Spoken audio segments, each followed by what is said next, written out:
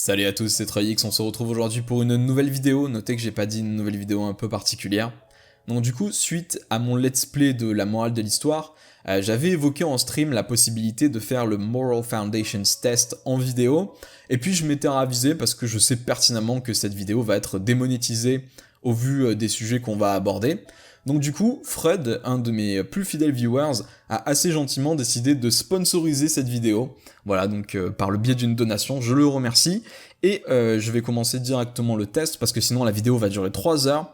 Donc il y a 36 questions, l'énoncé est en anglais, je vais bien évidemment le traduire. Et l'idée c'est de déterminer avec ce curseur si vous pensez que la situation est morale ou qu'elle ne l'est pas. Vous pouvez également mettre une réponse neutre. Donc on va commencer de suite. Quand Kelly invite Steven à un rendez-vous, il ricane et lui dit « Comme si j'allais sortir avec une meuf qui ressemble à mon bulldog obèse ».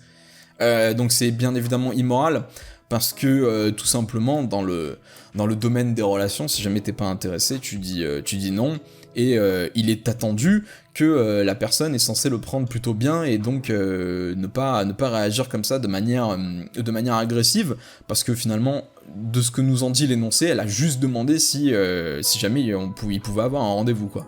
Donc pour moi, c'est évidemment pas ok du tout, c'est complètement gratuit, ça n'a rien à faire là. Si jamais c'est non, il lui dit juste non, il a même pas besoin de se justifier, en fait, il a pas besoin de lui dire que c'est par rapport à son poids ou son physique ou quoi que ce soit, il dit juste non, et puis voilà, quoi, les deux passent à autre chose. Mais ça, je trouve ça immensément dégueulasse. Question numéro 2. Une nouvelle figurine devient la coqueluche des garçons dans la classe de Timmy. Donc déjà, ça commence très très mal, je vais lui enlever 2 points de morale. Lorsque les parents de Timmy vont au magasin, ils achètent toutes les figurines pour Timmy, en n'en laissant aucune pour les autres enfants. Je pense que Timmy n'aura jamais le loisir de jouer avec chacune de ces figurines. Ils peuvent en acheter 2 ou 3 si jamais ils en ont les moyens et que ça leur chante. Je trouve ça immoral de ne pas en laisser pour les autres, étant donné que du coup, pendant plusieurs semaines, le temps qu'ils restockent le truc, il n'y aura pas de figurines pour les autres enfants qui vont pouvoir assez intelligemment blâmer Timmy pour la situation et leurs parents. Donc du coup, non, je trouve que c'est pas du tout une bonne chose. Il faut se limiter à 2 ou 3 et ça suffit bien assez, quoi. C'est comme les gens qui, quand il y a des consoles en promotion, ils en prennent 10 pour les revendre après, alors que l'utilité aurait été bien plus maximisée si jamais tout le monde, enfin en tout cas les 10 personnes différentes avaient pu avoir chacun une console. Question numéro 3. Des hommes décident d'ouvrir un club privé constitué uniquement d'hommes et des féministes leur font un procès en exigeant qu'ils l'ouvrent aux femmes.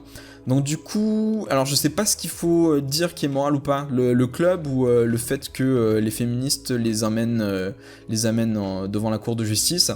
Je pense que c'est plutôt le coup des féministes. J'ai envie de dire que c'est plutôt ok, j'irai pas jusque là non plus, parce que je suis pas vraiment dans cette optique là, mais j'aime pas vraiment tout ce qui est ségrégué en fait. Il y a typiquement, ce qui me vient à l'esprit, c'est tout ce qui est camp d'été de décolonisation, etc. Je crois qu'en plus à l'extrême droite ils ont la même chose, où bon en gros c'est pas marqué sur le site bien évidemment, mais où ils prennent que des Européens, etc. Donc j'aime pas trop cette ambiance là, je pense qu'il peut y avoir des meufs très chill qui auraient tout à fait leur place dans ce genre de club, mais bon, les garçonnières, voilà, si tu veux les faire en privé, ok. Le problème c'est que là c'est un club visiblement qui a l'air plutôt public. Il y a marqué privé parce qu'ils font de la sélection, mais en fait c'est un truc qui serait potentiellement ouvert à tous les hommes, quoi. Donc du coup je vais mettre que c'est plutôt une bonne chose que ce soit ouvert. J'aime pas trop cette ambiance là de ségrégation. Question numéro 4. Des parents lisent au sujet des délicieux mets de l'Afrique et de l'Extrême-Orient. La semaine qui suit, ils servent de la viande de chien à leurs enfants. Donc du coup je voudrais préfacer ma réponse en disant que je ne suis pas végétarien. Je me considère comme flexitarien, c'est-à-dire que j'essaie de réduire ma consommation de produits carnés et puis de produits entre guillemets issus d'origine animale. Pas nécessairement pour le réchauffement climatique, même si c'est une grosse partie du problème, mais plus pour des raisons morales, parce que je pense que effectivement il est de notre devoir d'essayer de passer à un régime moins tourné vers la viande. Je sais que je vais me faire des amis avec cette vidéo, mais attendez, vous avez rien vu encore. Attendez qu'on arrive à la partie sur l'inceste, vous allez m'adorer. Et du coup, ouais, donc je suis plutôt pas en faveur de manger de la nourriture animale, mais pour autant je pense que c'est différent dans le cas du chien, parce que le chien, non seulement on l'a domestiqué, mais on a évolué ensemble. J'avais vu un documentaire qui montrait qu'en fait, tous les chiens qui existent aujourd'hui, même de votre caniche chez votre grand-mère à votre berger allemand ou quoi que ce soit, tous les chiens proviennent d'une vingtaine de louves. Ce sont des louves qui sont venues les premières, apparemment. N'hésitez pas à me corriger si je dis n'importe quoi dans les commentaires, mais en tout cas c'est ce que disait le documentaire. Qui viennent d'une vingtaine de louves en fait, qui ont essayé de se faire ami-ami avec les humains, donc de venir pour partager la chaleur du feu, pour se faire nourrir, etc. C'est intéressant que ce soit que des louves d'ailleurs, mais du coup je pense qu'on a vraiment évolué en même temps qu'eux, et qu'un animal de compagnie ce n'est pas la même chose qu'un poulet ou qu'un bœuf. Donc je sais que si jamais il y a des véganes, on va me dire oui mais c'est parfaitement arbitraire, et je reconnais oui c'est parfaitement arbitraire. Toujours est-il que je pense pas qu'on puisse dire aux enfants que un chien peut être un animal de compagnie et en même temps de la nourriture. Ça me rappelle le mime sur le cheval dans l'assiette ou à cheval, j'adore ça, enfin je vous montrerai si je le récupère. C'était un mime bien cancer des années 2000. Donc du coup non, je pense que c'est pas moral, mais j'irai pas jusqu'à là non plus parce qu'il y a une certaine hypocrisie, c'est vrai, par rapport au choix qu'on décide de faire par rapport aux animaux qui méritent ou non de vivre. Question numéro 5, un groupe de parents inquiets au sujet du risque d'obésité de leurs enfants exige qu'un magasin local arrête de vendre des barres chocolatées de grande taille et des sodas. Donc je suis parfaitement d'accord avec ça, je trouve que c'est une situation très morale, c'est un problème de santé publique. Visiblement, quand la responsabilité personnelle échoue, il faut l'intervention de... Bah là, idéalement, c'est on va dire un groupe public qui décide de mener une action. Je pense qu'au niveau de l'État, même, ça peut se décider. J'ai plutôt applaudi l'idée d'interdire les sodas illimités. Parce que manifestement, si jamais les gens arrivaient à se contenir, il n'y aurait pas de souci d'obésité. Donc il va falloir les aider un petit peu. C'est une très bonne chose. Question numéro 6. Le patron de Jane appelle tous ses employés par leur prénom, mais n'autorise aucun d'entre eux à l'appeler par son prénom. Quand Jane insiste que ça doit aller dans les deux sens, il la licencie. Le patron de Jane peut bien aller se faire foutre.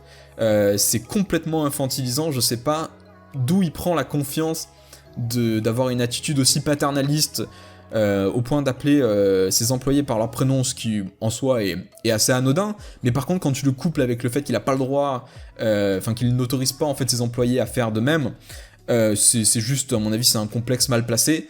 Donc gros doigt pour le patron de Jane. Question numéro 7, la chienne de Sarah accouche de 4 bébés chiens, elle peut trouver un foyer pour seulement 2 d'entre eux, du coup elle tue les 2 autres d'un coup de pierre à la tête. Donc c'est bien évidemment pas ok, on en revient à la responsabilité personnelle. Peut-être que Sarah aurait dû penser à faire stériliser sa chienne avant qu'elle n'accouche de 4 chiens qu'elle ne peut pas assumer. Ça me paraît vraiment... je comprends pas comment on peut faire ça en plus. Je sais pas si vous avez déjà tenu un bébé chien dans votre main, parce que ça tient dans la main en plus quand c'est bébé.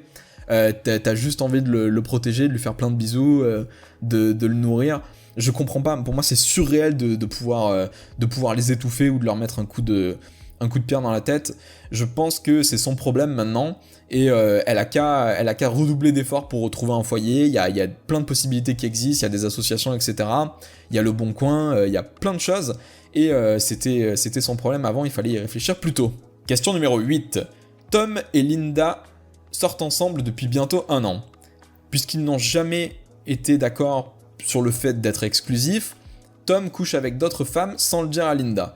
Est-ce que c'est ok ou pas ok? Je mettrais plutôt, j'irais pas jusque là, parce que c'est vrai que c'est un petit peu... le problème c'est l'ambiguïté. C'est toujours, est-ce que les 2 personnes savent que effectivement c'est pas exclusif? Par défaut, il faut partir du principe que non. Si jamais t'as pas eu cette conversation comme quoi désormais c'était ma copine ou mon copain et que vous étiez ensemble, et encore, parce que maintenant il y a des couples qui sont polyamoureux, etc. Bon, pour moi ça me dépasse, mais je ne juge pas, chacun fait ce qu'il veut. Mais du coup non, si jamais il n'y a pas eu d'accord comme ça, c'est que l'accord ne tient pas. Tacitement, ils ne sont pas exclusifs. Donc je mettrais plutôt oui. Après, est-ce que c'est moral comme ça? Bon. Est-ce que ça se fait vraiment à l'insu de son plein gré, on va dire? Ou est-ce qu'il y a un petit doute? Je mettrais plutôt ça. Question numéro 9. Brian ne coopère pas avec les forces de l'ordre. Dès qu'on le met sur le côté, il refuse de répondre aux questions et harcèle l'officier à propos de ses droits. Donc ça fait référence à un meme aussi qui est très connu aux US. C'est Am I being detained? En gros, est-ce que vous me retenez quoi? Est-ce que je suis en état d'arrestation? Et donc bon, bien évidemment après ça dépend de ton rapport avec les forces de l'ordre, etc.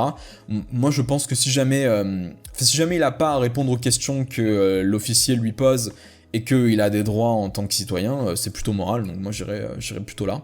Question numéro 10. En classe de biologie, une main humaine préservée dans une jarre est passée aux étudiants. Oui, je vois pas pourquoi ce serait immoral. J'imagine que c'est une personne qui a choisi que son corps soit donné à la science à sa mort. Si jamais il y a un quelconque intérêt en termes de connaissances pour la classe, oui, je vois pas le souci. Question numéro 11. Tina promet à sa mère mourante qu'elle visitera sa tombe une fois par mois. Lorsque sa mère meurt, Tina trouve difficile le fait de visiter sa mère une fois par mois, et du coup, elle ne se présente sur sa tombe qu'une fois par an. Je pense, après j'ai toujours en tête dans ce genre de questions, que penserait sa mère morte si jamais elle pouvait la voir, typiquement, si jamais il y a une vie après la mort, et qu'elle peut de temps en temps, je sais pas moi, la surveiller, ou veiller sur elle, ou ce que vous voulez. Est-ce que si jamais Tina privilégie son travail et qu'elle a un emploi du temps complètement débordé parce que elle doit s'occuper de ses gosses, donc des petits-enfants de sa mère, est-ce qu'elle lui pardonnerait pas le fait qu'elle peut venir qu'une fois par an? Après, c'est une promesse qu'elle a fait à sa mort, c'est vraiment... là, ça touche à l'honneur et tout. Je mettrais que c'est plutôt ok, dans la perspective où je pense que sa mère, si jamais elle pouvait la voir, ne lui en voudrait pas si jamais elle ne venait qu'une fois par an. Surtout que c'est pas sa mère qui lui a fait promettre, c'est Tina qui l'a promis d'elle-même. Donc voilà, c'est pas comme si elle avait rompu une promesse. Je mettrais plutôt ok. Question numéro 12. En classe d'éducation sexuelle, les étudiants doivent gonfler une capote avec leur bouche. Il y a aucun intérêt à faire ça. Genre, le premier truc qu'on t'apprend en classe d'éducation sexuelle, c'est à ne pas mettre la capote avec la bouche, typiquement. Donc je vois vraiment pas l'intérêt, à part pour faire des bombes à eau, mais c'est absolument pas le rôle d'une classe d'éducation sexuelle, donc non, c'est juste en trop, là, pour le coup. Question numéro 13. Lorsque l'équipe de football de Karl affronte l'équipe d'une autre nation, ils chantent l'hymne national de l'autre équipe plutôt que le sien.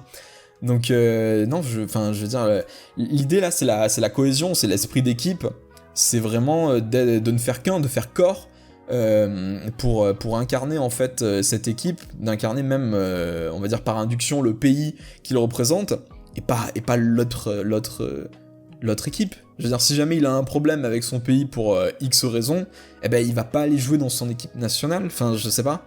Je trouve ça très bizarre en fait. Parce que, à la limite, bon, ployer le genou, comme a pu le faire Kaepernick aux US, pour dénoncer un petit peu les maltraitances policières, etc., pourquoi pas? De chanter carrément l'hymne national d'une autre équipe, c'est carrément hostile, là. C'est pas que tu remets en question des choses, c'est que tu n'aimes pas ton pays, surtout tu n'aimes pas ton équipe. Ça, je pense surtout, il faut penser vraiment en termes d'équipe, là, sur du local. Ses coéquipiers vont pas apprécier, donc non, je mettrais que c'est pas une bonne chose.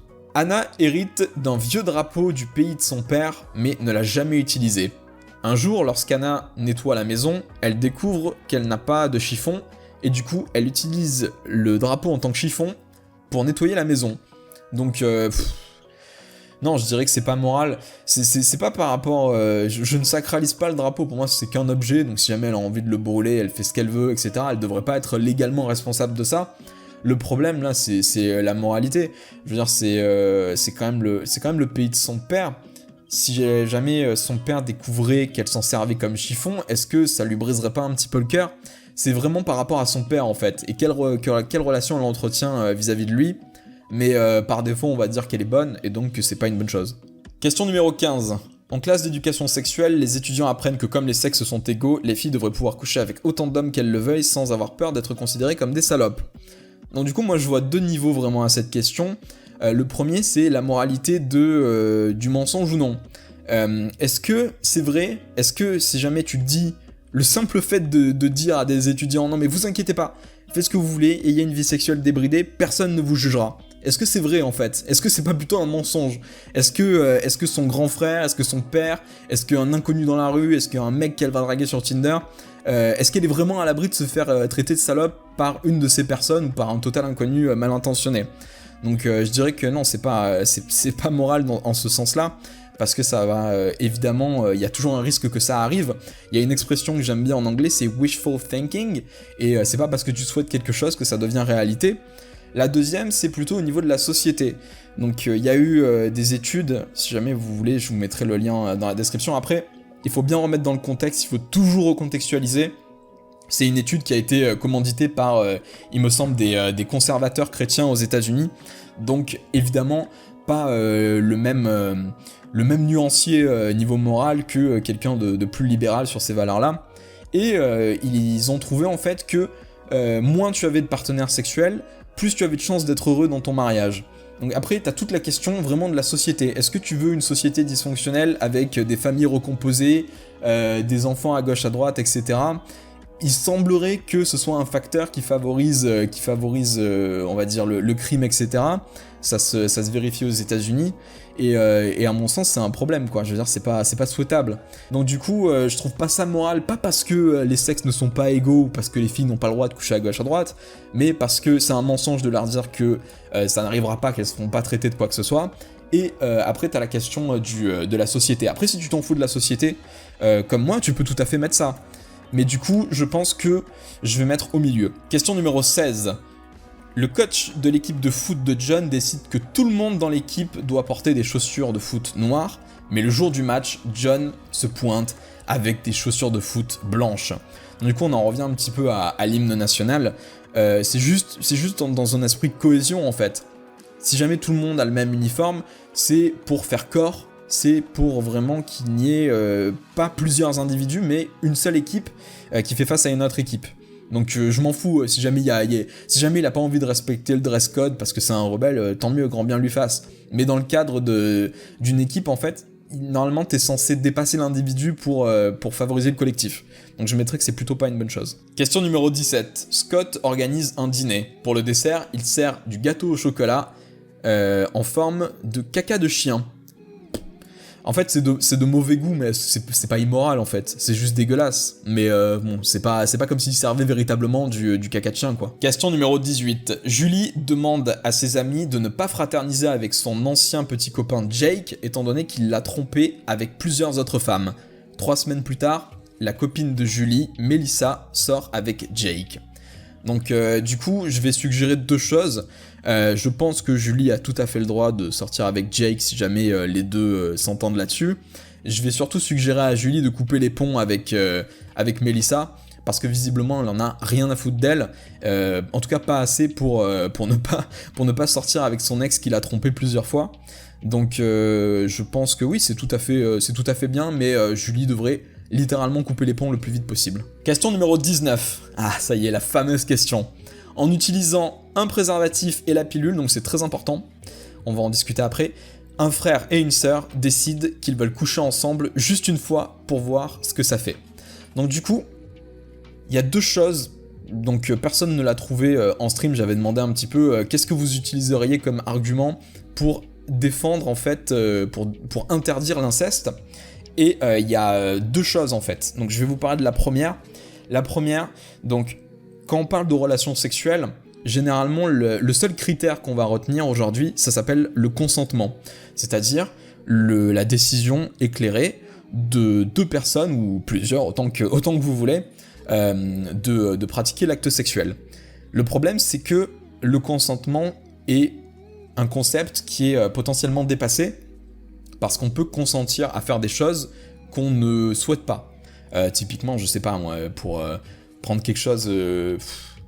Le porno, typiquement, tu peux avoir envie dans ta jeunesse d'être dans un porno parce que t'as besoin de l'argent, etc. C'est pas pour autant que tu vas le faire de gaieté de cœur. Donc du coup, il y a un nouveau concept qui a dépassé un petit peu le consentement. C'est le consentement enthousiaste. Vous en avez peut-être entendu parler, avec notamment le fait que maintenant il y a des contrats. On est en train de théoriser des contrats où tu dis bon je suis d'accord pour coucher avec cette personne. Moi je suis pas fan, parce que ça veut dire que si jamais au bout d'un moment, enfin à n'importe quel moment que ce soit, tu décides qu'il y a quelque chose qui va pas, tu n'es pas protégé, parce que en gros t'as signé que tu étais d'accord et que t'avais vraiment envie de coucher avec cette personne. Pour le consentement, du coup, il y a une exception en fait au consentement, c'est quelque chose qu'on appelle en anglais, c'est les power dynamics. En gros, si jamais typiquement vous êtes un père et que vous voulez coucher avec votre fille, vous ne pouvez moralement pas, et légalement pas d'ailleurs, pour une raison toute simple, c'est que vous êtes pour elle une figure d'autorité. Vous représentez en fait le monde des adultes et vous avez un pouvoir sur cette personne qui fait que, peu importe les circonstances, elle ne peut pas consentir. C'est un petit peu la même chose que on essaie de passer actuellement en France, c'est la minorité irrépressible, il me semble, ou irréductible, à savoir que en dessous d'un certain âge, je crois que ça va être mis à 14 ou 13 ans, on considère automatiquement que c'est du viol. Alors qu'aujourd'hui, l'âge du consentement, la majorité sexuelle est à 15 ans, et non pas 15 ans et 3 mois comme je l'entends parfois. Donc du coup, voilà, si jamais vous voulez être contre l'inceste, c'est dans le cas, par exemple, d'une nièce avec son oncle ou d'un père avec sa fille, c'est les power dynamics, c'est-à-dire qu'il y a une inégalité en fait qui ne permet pas à la fille de consentir à la relation, et ça se vérifie même plus tard après, même une fois qu'elle a passé les 18 ans, parce que moralement, vous êtes pour elle la personne qui l'a élevée, et donc vous ne pouvez pas, coucher avec votre père si jamais vous êtes une fille. Donc voilà, ça c'était, on va dire, la raison première. La seconde, celle à laquelle vous n'avez pas pensé, donc du coup on m'a dit, oui mais si jamais tu couches avec quelqu'un de ta famille, t'as des risques d'avoir des déformations, etc., génétiques. Donc là, effectivement, donc je suis d'accord, sauf que dans ce cas-là, ils utilisent un préservatif et une pilule. On peut même aller plus loin, on peut dire, et si jamais il y en a un des deux qui est stérile, typiquement, il y aurait zéro possibilité d'avoir un enfant. Et on va aller même encore plus loin, et après on va encore aller encore plus loin, vous allez voir qu'on va vraiment descendre dans le trou du trou. Ça veut dire qu'en gros, si jamais il y a une personne qui a un marqueur, typiquement, qui a plus de chances d'avoir un enfant trisomique 21 que la moyenne de la population, vous ne l'autorisez pas à avoir des enfants parce que du coup, elle prend le risque de donner naissance à un enfant trisomique. C'est la même logique en fait. Si jamais vous dites que l'inceste c'est pas bien parce que ça donne lieu à des déformités, c'est pareil. Et je vais même aller donc du coup encore plus loin. Pourquoi faire l'amour en fait pour donner naissance à un enfant, puisque l'enfant n'a pas consenti à naître. Tout autant que vous êtes là, vous êtes en train de regarder votre vidéo sur votre PC ou sur votre téléphone portable, etc. Vous êtes là, vous êtes en train d'écouter ma vidéo, et pourtant à aucun moment on vous a demandé votre avis sur le fait que vous soyez né. Donc vraiment, c'est pas une bonne défense, le truc des déformités génétiques. Donc c'est pour ça qu'on peut pas en fait... c'est pour ça qu'ils ont très bien fait d'ailleurs de mettre préservatif et pilule. C'est pas comme ça qu'on peut, on va dire, être opposé à l'inceste. Et je vais vous donner donc la deuxième raison à laquelle personne n'a pensé, c'est normal parce que c'est vrai que c'est un petit peu compliqué, il faut rechercher le sujet pour connaître. C'est l'effet Westermarck, du nom du même chercheur, qui a beaucoup travaillé sur le mariage et le tabou de l'inceste. Et en fait, l'effet Westermarck, c'est quelque chose qui existe dans la nature, sauf qu'encore une fois, on va pas utiliser une explication naturaliste pour condamner l'inceste, parce que du coup, ça voudrait dire que toute relation qui n'est pas fertile ne devrait pas exister, l'homosexualité n'est pas morale, etc. Donc on peut aller vraiment trop loin avec ça, mais c'est une bonne base, on va dire, pour commencer à déterminer pourquoi l'inceste est une mauvaise chose. L'effet Westermarck, c'est tout simplement le fait que quand vous grandissez avec une personne que vous avez connue en dessous de vos 2 ans, il me semble, enfin du moins que vous avez connu dans votre enfance, vous ne pouvez pas développer de sentiments sexuels vis-à-vis de cette personne. Et il y a des tests qui ont été réalisés notamment dans les kibbutz israéliens, etc. Et effectivement, il y a très peu de gens qui choisissent de se marier en fait dans le cadre de ces communautés en fait où tout le monde est très proche, élevé ensemble, etc. Et donc du coup, on a théorisé que l'effet Westermarck, ça pouvait vous dissuader d'avoir des relations sexuelles avec des gens de votre famille. Et il y a même un effet d'ailleurs assez intéressant que je ne connais pas, qui est que si jamais vous êtes du coup vos frères et sœurs du sexe opposé, il est possible qu'ils sentent pour vous mauvais et uniquement pour vous, et c'est tout simplement la nature en fait qui essaie de vous décourager de poursuivre des relations sexuelles avec des gens de votre famille, parce que l'endogamie, pour des raisons là qui ne sont plus naturelles mais plutôt sociales, c'est considéré comme une mauvaise chose parce que ça veut dire qu'il n'y a pas possibilité de faire d'alliance avec de nouvelles familles, qu'il y aurait d'autres points forts, etc. Mais en tout cas, c'est très intéressant, je vous mettrai le lien vers l'article Wikipédia de l'effet Westermarck. Mais du coup, voilà, si jamais vous voulez être contre l'inceste, vous avez deux possibilités. La première, c'est les Power Dynamics. Ça, c'est une théorie, en fait, qui gagne vraiment en popularité dans les milieux progressistes, etc. Et deuxièmement, l'effet Westermarck, du coup, une approche plus naturelle, même si, évidemment, je pense qu'il doit y avoir moitié nature, moitié sociale dans cette hypothèse. Mais en tout cas, voilà. Donc du coup, là, dans le cas où il y aura pas en fait de déformité et il n'y a pas de power dynamics parce que ils sont élevés comme égaux, je pense que c'est plutôt ok.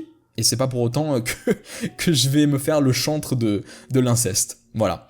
Du coup, vous avez toute l'histoire. Question numéro 20. Le chef d'un département public annonce qu'aucun de ses employés n'a le droit de fumer, même pendant leur temps libre. Non, mais c'est pas à lui de décider ça. Si jamais il y a un organe qui est susceptible de légiférer là-dessus, ça va être l'État. C'est certainement pas un random mec du conseil régional de mes couilles, ça va être bien évidemment un nom de ma part. Question numéro 21. Jack et Will sont dans la même classe. Le père de Will est un avocat. Lorsqu'il vient chercher Will à l'école, il refuse de dire bonjour au père de Jack parce qu'il est seulement un concierge. je pense que ça s'appelle du mépris de classe en fait, tout simplement. Et c'est insupportable, quoi. Je veux dire, c'est-à-dire tu juges la valeur d'une personne par rapport à son gagne-pain. Donc je vais bien évidemment mettre que ce n'est pas du tout ok. Question numéro 22. Tim demande à son père la permission de rester tard dehors parce que ses camarades de classe font une fête. Lorsque son père refuse, Tim lui claque la porte au nez. Bon, il faut que jeunesse se fasse, hein. Dans tous les cas, je sais pas pourquoi son père refuse, parce que c'est pas, à mon avis, c'est pas très bien pour le développement social de Tim de pas pouvoir aller faire une fête avec ses camarades de classe. Donc oui, je pense que Tim est parfaitement légitime. Après voilà, il faut pas que Tim abuse non plus, sortir tous les soirs, qu'il néglige ses devoirs, etc. Donc, mais là on va dire plutôt oui. Question numéro 23. Lorsque Lily dit à sa camarade de classe Sue que c'est son rêve de devenir prom queen, c'est-à-dire princesse de promo en fait, Sue rigole très fort et lui dit « Tu es beaucoup trop moche pour ça ». Non, c'est odieux. C'est odieux. Je pense que même dans le cas où ce serait vrai que Lily ne pouvait pas être prom queen, c'est pas à Sue de lui dire, ou alors si jamais elle doit lui dire parce que sinon, je sais pas moi, elle va se ridiculiser ou quoi que ce soit, certainement pas en ces termes-là, quoi. C'est odieux. Question numéro 24. Le principal d'une école décide qu'aucun de ses étudiants n'est autorisé à dessiner le prophète Mohammed sur les prémices de l'école ou d'apporter des dessins de Mohammed à l'école. Oui, ça me paraît bien. Je pense que la religion n'a pas sa place à l'école, qu'il faut pas mélanger les deux à mon avis. Je pense que c'est pas une bonne chose du tout. Je pense que ça va à l'encontre de tout le progrès en fait qu'on a fait là-dessus au cours des 2 derniers siècles. Donc du coup, oui, puis en plus c'est méprisant, je veux dire c'est gratuit, quoi, ça sert à pas grand chose sinon énerver ses camarades qui n'ont pas vraiment eu le choix de naître dans un cercle religieux. Donc oui, je pense que c'est une bonne chose de l'interdire. Adam et Beth sortent ensemble depuis 3 ans. Adam ne souhaite pas avoir d'enfant, donc Beth lui dit qu'elle prend la pilule alors que ce n'est pas le cas. C'est évidemment pas une bonne chose. Je pense que Beth est parfaitement inconsciente de faire ça parce qu'elle ne sait pas du tout comment Adam va réagir une fois que le bébé sera là. Peut-être que ça va mettre un terme à leur relation, peut-être que ça va conduire à un avortement pour Beth. Peut-être que c'est en fait, même si jamais il n'y avait pas d'avortement ou quoi que ce soit, la confiance est morte et donc le couple avec. Donc non, je pense que c'est une des pires choses que tu puisses faire à un mec. Donc non, c'est pas du tout une bonne chose. Je pense que si jamais Beth a absolument envie d'avoir un enfant, ce sera pas avec Adam manifestement, ou du moins pas encore, parce que là il n'en veut pas, quoi. Dan augmente le volume de la télé juste au moment où son père commence à parler de son service militaire. Donc là je pense qu'il y a deux, encore une fois, il y a 2 couches à ça. Il y a le fait que Dan ne puisse pas soutenir les troupes, qu'il ne soit pas très versé dans tout ce qui est autorité militaire, etc. Donc c'est plutôt moral, je veux dire, ça le concerne, c'est une décision qu'il doit faire lui-même. Le problème, c'est que c'est un peu irrespectueux vis-à- de son père, qui peut-être a envie de partager ça avec son fils, qui pour lui ça peut être thérapeutique. Il y a plein de raisons pour lesquelles il peut avoir envie pour reconnecter avec son fils. sans savoir trop comment s'y prendre. Donc je pense que c'est plutôt pas une bonne chose, même si, bon, effectivement, il a le droit de ne pas aimer l'armée s'il le souhaite. Question numéro 27. Sarah est bourrée dans un bar et embrasse 2 étrangers à la fois. Alors je sais pas comment tu fais pour embrasser 2 étrangers à la fois, à moins d'avoir une très grosse bouche. Là le problème, on en revient à ce qu'on disait tout à l'heure, le consentement éclairé. Typiquement, quand tu es en état d'ébriété, ton consentement disparaît. Le problème, c'est que là, c'est pas qu'elle se fait embrasser par 2 étrangers, c'est qu'elle va embrasser 2 étrangers. Donc, je suis hyper partagé là-dessus, je sais pas quoi en penser.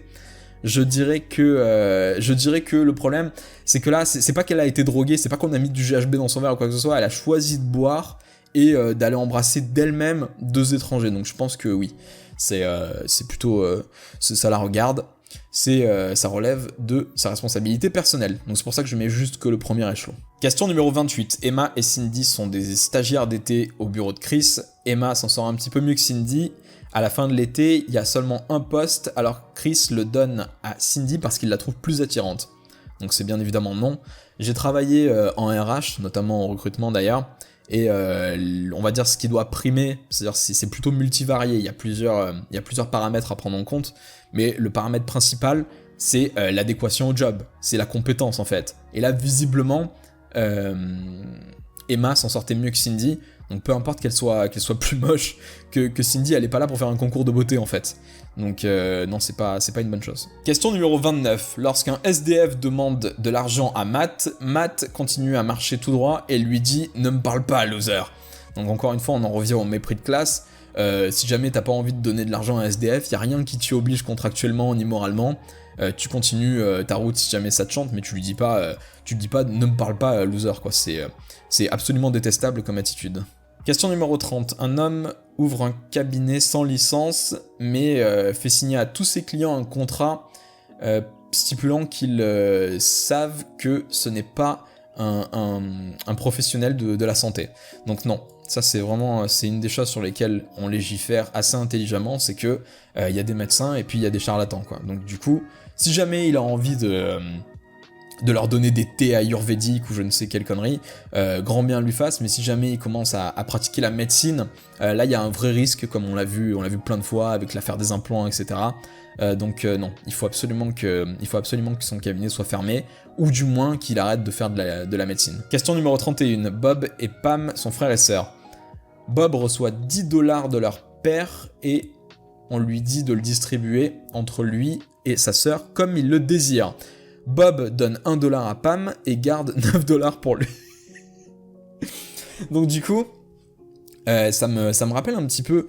Alors je crois avoir lu une étude, si jamais c'est pas le cas dans tous les cas, comme n'importe quelle question d'ailleurs, hein, si jamais vous avez des compléments d'information, moi je suis très flexible vis-à-vis de mes considérations morales, donc si jamais j'ai loupé quelque chose, n'hésitez pas à me le faire savoir. Il me semblait avoir vu une étude comme quoi, si jamais tu donnais un nombre défini de ressources à un homme et à une femme, l'homme va les distribuer en fonction des efforts qui ont été entrepris par chacun des membres, et les femmes vont les distribuer plus de manière égale. Donc du coup, là le truc c'est qu'il y a absolument rien, c'est pas comme s'il avait tondu la pelouse qui lui donnait 10 $ et que son père lui disait t'en fais ce que tu veux.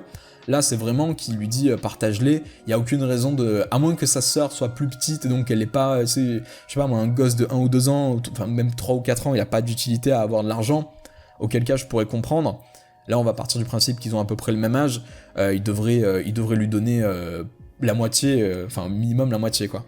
Donc je vais mettre que je suis plutôt pas d'accord, après il y a un manque d'informations qui me gêne un petit peu. Question numéro 32.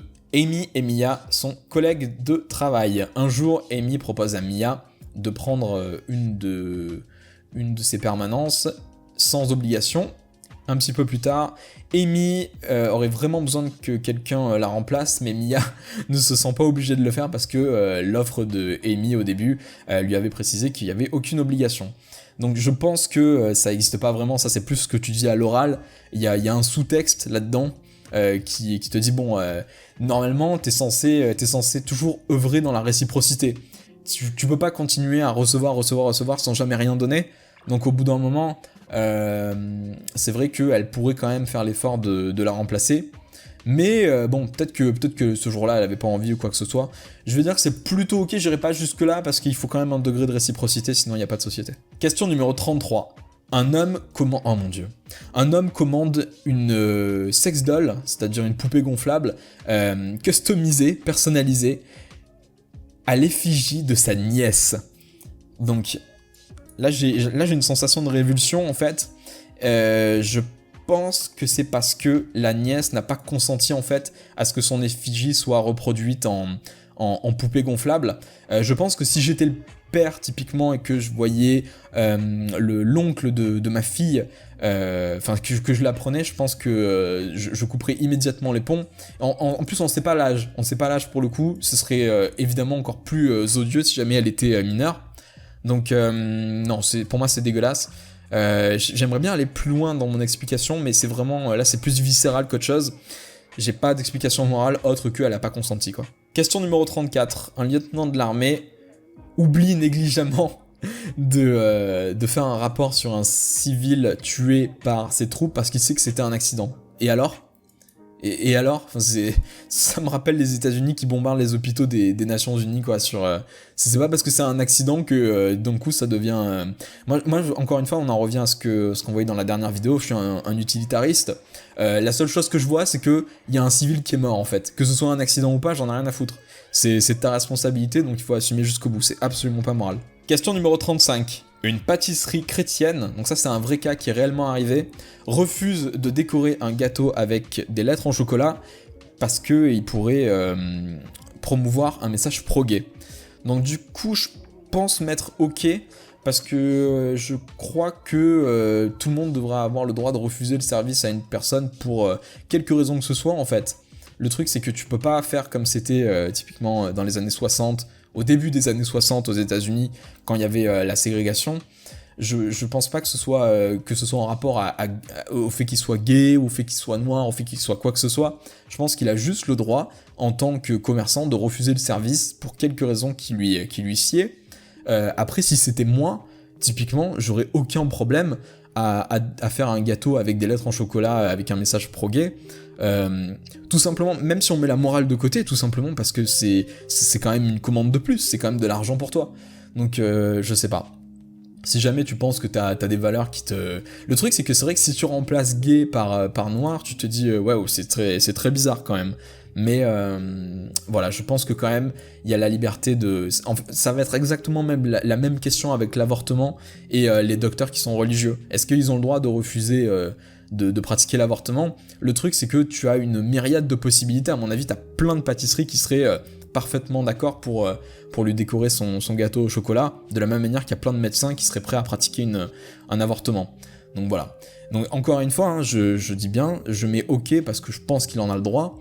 Si c'était moi, je le ferais, y a aucun souci quoi. Question numéro 36. Lors d'une émission télé en direct, un homme tue un bébé lapin avec un couteau. Donc je vais mettre non, et là on va me dire ouais mais... c'est tranquille la morale à géométrie variable, genre le chien, ok, on a évolué avec eux, on les a domestiqués, mais c'est pas le cas des lapins. Donc je suis d'accord, je vais dire que c'est pas du tout moral pour une raison toute simple. C'est un auteur qui s'appelle Konrad Lorenz, qui était éthologue, il me semble, qui étudiait donc les animaux, et qui a théorisé le concept de mignoncité. C'est-à-dire que les bébés animaux, alors peut-être que je dis n'importe quoi, n'hésitez pas à me corriger encore une fois dans les commentaires, il me semble que les animaux ont évolué de manière à ce qu'on les trouve mignons, c'est-à-dire qu'ils vont avoir des traits faciaux, typiquement avoir une bouille un petit peu ronde, avoir des proportions qui sont pas aiguës. Il faudrait que je vous montre une image pour que ce soit encore plus clair. Mais du coup, on a en fait évolué, ou je sais pas dans quel sens c'est, mais on a évolué pour trouver en fait les bébés mignons. Et ça rajoute un petit peu à l'infamie de tuer un animal, parce que même si tu enlèves bébé, je pense que c'est quand même immoral, parce que les gens qui regardent ça n'ont pas consenti en fait à voir l'animal mort. Dans le lot, il peut y avoir typiquement des véganes qui sont plus ou moins irréprochables sur la condition animale, et qui n'ont pas à subir ce triste spectacle. Mais du coup, pour les autres, ça rajoute un petit peu donc à l'infamie, parce que donc la mignoncité, voilà. Je vais terminer le test. Alors moi, Care, 100%. Donc cette fondation a trait à notre besoin mammiférien de s'occuper des jeunes et de former des liens et de s'attacher aux autres. Il sous-tend la vertu de la gentillesse et du fait de nourrir, du fait d'entretenir et est lié aux émotions telles que le fait d'être un peu protecteur et compassionné. Ok, bon ben voilà, on aura fait ce test-là. J'espère que ça vous a plu, j'espère que vous avez appris quelques trucs. Sinon, ben, malheureusement, il va falloir que vous le fassiez vous-même pour savoir un petit peu où est-ce que vous vous situez par rapport à ça. Mais ça va, c'était rigolo à faire. C'était épuisant. Je sais pas combien de temps la vidéo a duré parce que là, je suis encore sur OBS. J'ai pas regardé le compteur. Mais je vais essayer de réduire ça vraiment au minimum pour que ce soit le plus digeste possible. En tout cas, encore une fois, merci à Freud d'avoir sponsorisé cette vidéo. Merci à vous de l'avoir écouté. Je vous fais des gros bisous à tous et je vous donne très bientôt pour la suite des vidéos sur Treyarch Channel. Salut tout le monde!